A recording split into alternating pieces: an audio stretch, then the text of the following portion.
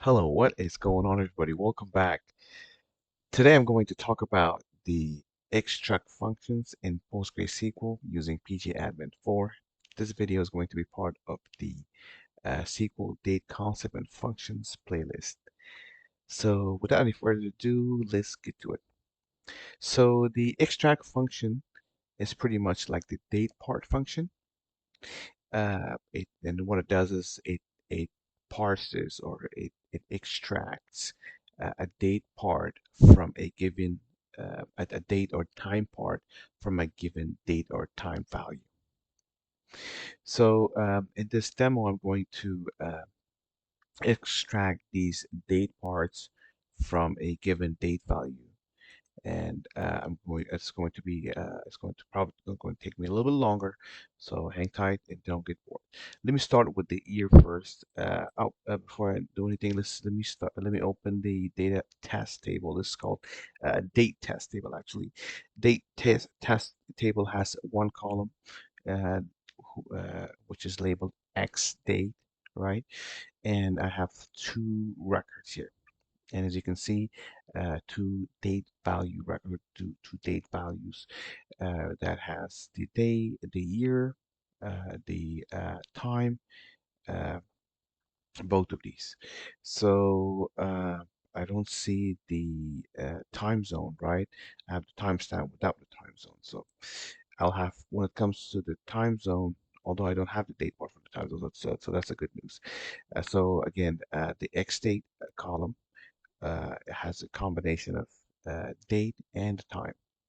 So let's go ahead and start with the first date part, sorry, extract of the date data part, which is the year, right?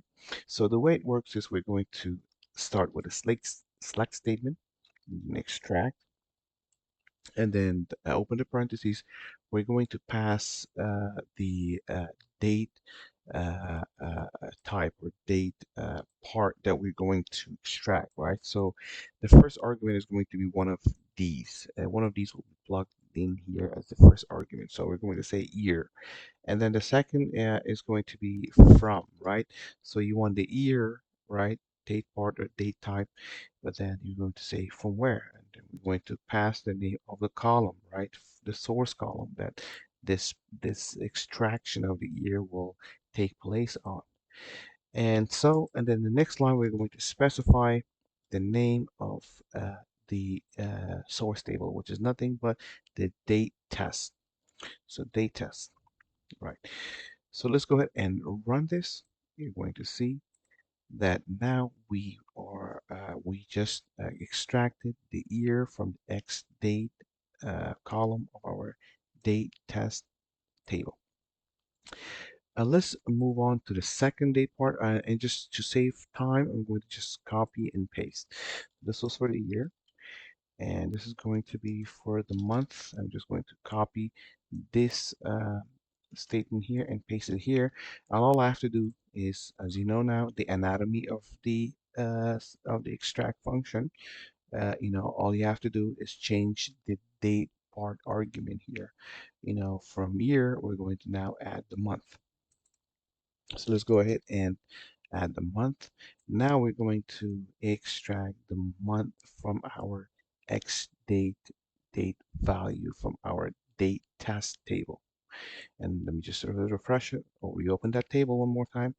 The X date is the column name and the table name is date test table and it has two records. All right, let's go ahead and perform the extract month, and there you go.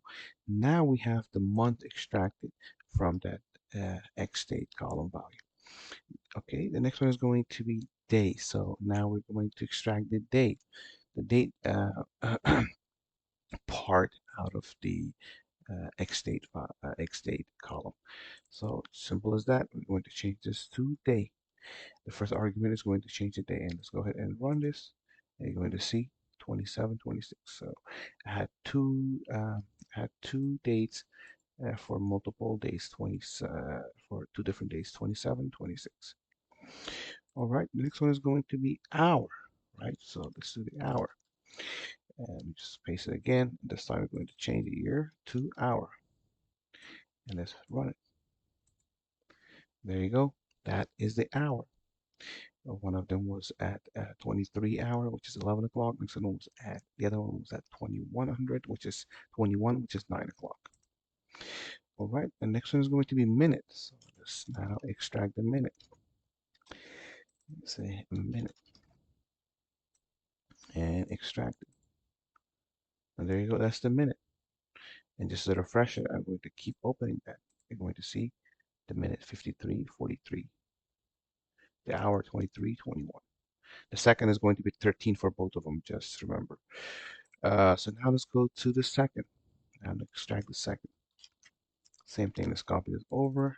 Change this first date part argument to second. Run this. There you go, 13 seconds, and these are the microseconds that came with it. So, or the milliseconds. Um, Next one is going to be the milliseconds, right? And again, just change this to milliseconds.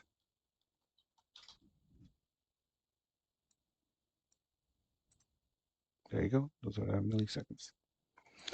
Next one is going to be the week. So let's extract the week. And just, again, same thing. Change it to week. And run this. And this is the week. One of them falls in the 48th week of the year. The other one falls in the 47th week of the year.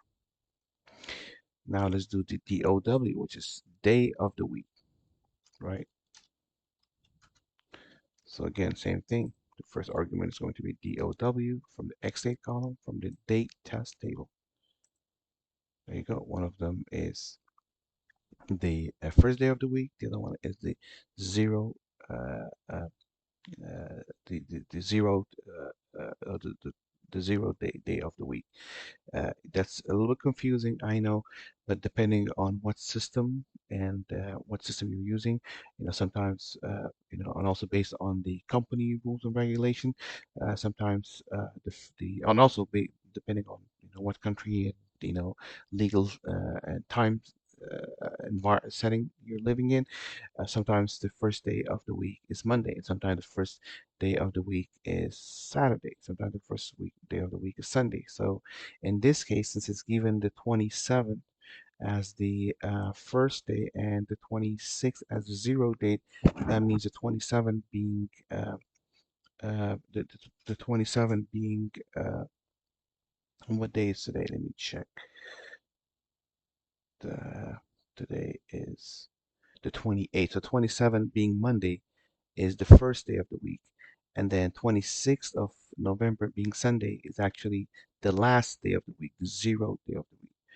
So that's something to keep in mind, but it's not standard. So sometimes expect Saturday to be the first day of the week. So you really have to be sure because some tools and some applications they have standardized these numbers of the week. So you may want to make sure that that complies with the requirement of whatever function or business you're uh, that you're uh, uh, that you're gaining a solution for.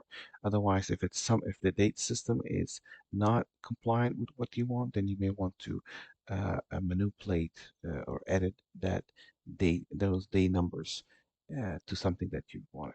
Same thing with the day of the year. Let's go ahead. Day of the year is going to pull the uh, the day of the year, the day in which the number in which that day falls within that year. So the first date is 331st day of the year, and the second one is the 330th day of the year. Next one is going to be the decade. I don't think we will need anything past week or month, but let's say decade is also can also be useful. You'll be surprised. So again, same thing. Decade. You change the first argument here, and then just run it, and there you go. This is the decade is 202.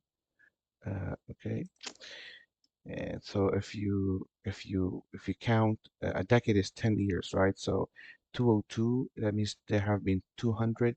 That means that these dates, these two dates, both fall in 202. These two dates being November 27, 2023, next one being November 26, 2023, they both follow, they both fall in the two, two, 202nd decade of the year starting from the zero or zero year BCE. So if you multiply 2 by 10, which is the number of decade, 10 years is a decade, then that's where you're landing, 2023. So we're still in the 220th decade, meaning we're still in the 20th, 2023, meaning we're still in the 22nd decade. Once we arrive at 2030 year, 2030, then we will be moving to 203rd decade of the years going as far as 0 BCE. I know I never thought about it. I never extracted decade to think about it, but as I saw it, I had to think about it and make sure that I explain it uh, as as closely, precisely as possible. Next is going to be century. So century, again, you may find use of this as well. So what it does is it gives you the century that those days that date value falls under this 21st century. So that's not a huge surprise. We all know we're living in the 21st century. And next one is going to be the millennium. So millennium is showing you the 1,000 years, right? So millennium, you're going to see that for the two dates that are 2023, we are in the third millennium. That means we have completed the 2,000 year and we have entered the third millennium, meaning the third the 3,000th year of us going as far as 0 BC. And the last one is going to be interval. This is going to be a little bit different because sometimes when we performed age function to look at date difference between two days, remember we were getting interval values which showed something like, let's say, 10 years, let's say, right, 10 years, uh, 8 months, let's say 14 days, right? That's an interval date. So pretty much it's explaining, and it can go as far as seconds, right? So let's say 14 days, let's say 9 hours, 15 minutes, let's say 30 seconds. So this is nothing but an interval. So if we have interval date type, we can also use extract, and actually extract function is one of the easiest way for us to be able to return the date, the specified date part out of the interval date values. So let's say we have again this interval, which is 10 years, 8 months, 14 days, 9 hours, 15 minutes, 30 seconds, right? So if you have this as a value of one of your columns, let's say if you're using Excel, you can probably do you know left and right, or get try to trim it, but it will be very difficult to tell Excel that, hey, I want you to extract precisely the month or the day or the hour out of this interval date, or out of this, let's say, string data type, right? But with the extract in SQL and PostgreSQL from interval, you can actually parse, or you can actually return the date parts of year, month, days, hours, minutes, and seconds from your date value, from your interval value. And the way it works is we're going to start same way with the select statement. It's extract, and then we're going to pass the first argument as one of these arguments. So since we only have from year to second, so the only thing that applies here is year, month, day, hour, minute, and second. So these are the date part types that can be applied in this and for date intervals. So for example, if you want to pull the year right out of this return the year out of this date interval. We say year, and then we specify for interval, right? That's very important. Make sure that you put the interval for here, and then just make sure. I think it's a little bit shorter. Yeah, I don't need this anymore, so I'm just going to move this all the way here so you can see the entire script. There you go. And just close the parentheses. So what you're doing right now is you're saying to SQL, extract the year from the interval, and then you put the actual interval value here. So let's go ahead and run this. And there you go. You got the year for the interval return here. Same thing for the, let's say for the month. Say, you want to extract the month out of this interval. The month is 8. Let's say you want to get days, right? Say date. Just put the first argument as day, and we run it. 14 day. Let's say hour. Same thing. Same drill. Oops. Same drill. Hour. Hour is 9. 9 hours here. So you can do. You can also, instead of having the actual value as an argument, you can also have the column name, or specific column name or field name. Field and column name, they're the same thing here. Just I'm using them interchangeably. Uh, so uh, uh, just you can also, again, you can also pass the column, the column name here instead, if you don't want to pass the value for an interval, and then you'll have to just specify, just like this statement that I've used here. Just that when you have interval date types, you can also use extract functionality and PostgreSQL to return year, month, day, hour, minute, and second date parts out of that date, that interval date value.